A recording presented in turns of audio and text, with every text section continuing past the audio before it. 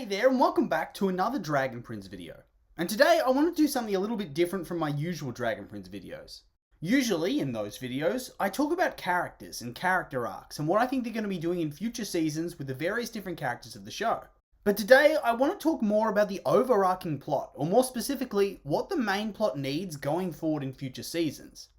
And of course, as you might have noticed from the title of the video, I believe that the show is rapidly approaching the point where they need to use the tried and tested time skip in order to keep things fresh. And I know, time skips can be quite cliche and can ruin the flow of the show. After all, you need to spend time reacquainting with the characters and need to explain why nothing notable's happened during this time, as well as being able to recount specifically what each character's been doing during the skip.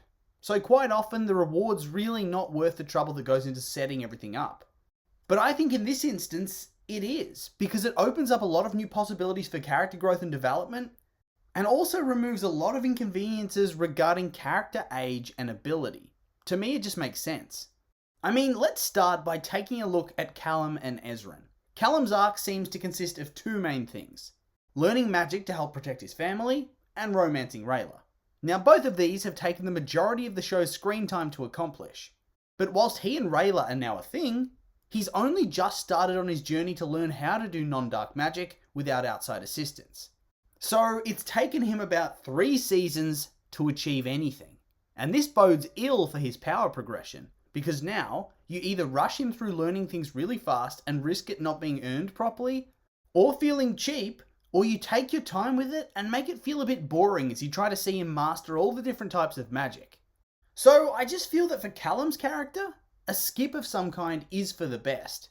Realistically, he's going to need to be able to go up against the likes of Viren, Claudia, and Erebos, who are all far more powerful than he is at the present time. And fair enough, because they've been at it longer. But at the level that he is now, there's just no way that he can realistically compete with these characters without it seeming plot armory or forced. So, this means that we potentially get a season of Callum doing absolutely nothing whilst Rayla fights, Callum getting beaten up by bad guys, or Callum somehow unlocking even more powers super quickly so that he can keep up, but in turn making it seem like he didn't earn that power boost. But a time skip lets you bypass all the nitty gritty of him actually learning the different spells and powers, and lets you get excited when he busts out all his new abilities. We've already seen him work hard to power up, and it took a long time. Maybe let's speed up the process this time around. And that brings us to Ezra, who is a child. A child who kind of needs a new role in the narrative. When we're introduced to Ezra, he quickly becomes the group's resident animal whisperer and the custodian of Zim's egg. And then eventually, the custodian of Zim himself. And then he was also briefly the king until he got manipulated and overthrown, before he returned to the group for their final stage of the journey. And don't get me wrong, the role he played in the story was really important and cool, but it's over now. Because there's no chance that the Dragon Queen is just going to let her son go off on adventures with a ragtag band of elves and humans, now that she finally has him back. Literally no chance that would make sense. And if she does, it would just feel wildly out of character. She went into a deep depression and almost died because she lost her husband, and supposedly lost her egg. But now that her newly hatched baby's been returned to her, I'm expected to believe that she would ever let him out of her sight until he's grown larger? Press X to doubt.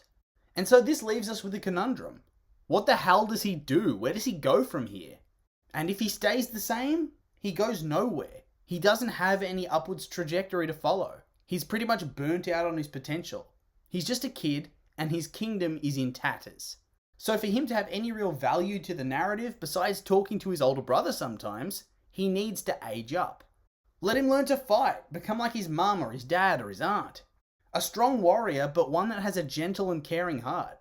It's just the reality of the situation we're in. Unless he uses magic, he needs to be older if you want him to have any use in the action sequences ever.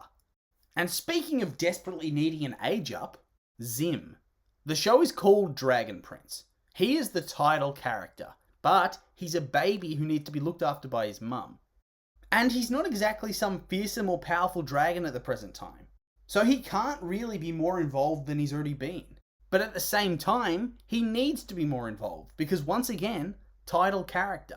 If they don't use him or left him at home, it would kind of defeat the point, wouldn't it? Like, I'm not saying he needs to be fully grown or anything like that, because that would just be a little too overpowered.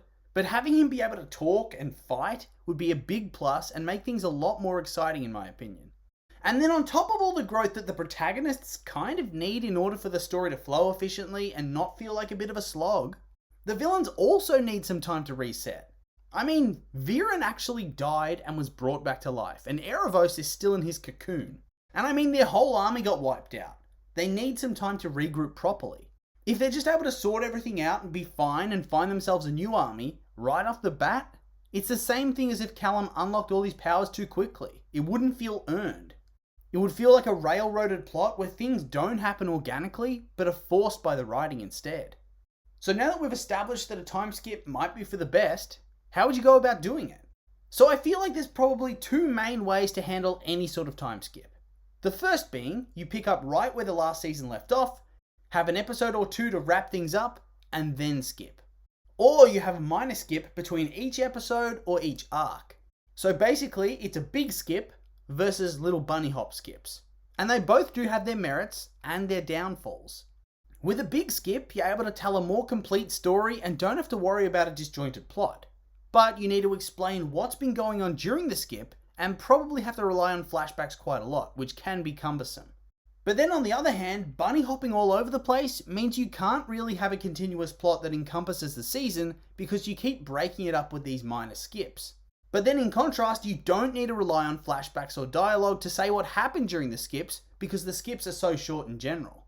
And so when you take that all into account, I think in order for Dragon Prince to stay fresh and to ensure that the writing feels organic and makes sense, a time skip really is the best option going forward, and I think a large single skip is what's required. It just makes the most sense to me, and whilst flashbacks can be a cumbersome way to bridge the gap so to speak, I think the ones Dragon Prince have done in the past worked really well and really helped enhance the story being told. But with all that being said, those are just my opinions, and now I'd like to hear yours. Did you think Dragon Prince could use a time skip? Or maybe not? Why? I'm curious to hear your thoughts, so make sure to leave a comment and let me know.